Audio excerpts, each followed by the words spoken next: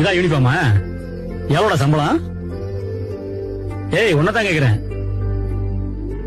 ஏய் வேலை எடுத்தா பேசுறேன்னு சொன்னீடா சங்கரே. என்ன வேலைன்னா படிச்ச படிப்புக்கு தான் வேலை. ப்ரோவேன் எலக்ட்ரிக் கம்பெனி மஹிந்திரா சிட்டில இருக்கு. மாசம் 40,000 ரூபாய் சம்பளம். சாப்பாடெல்லாம் நான் கேண்டீன்ல பாத்துக்கிறேன்.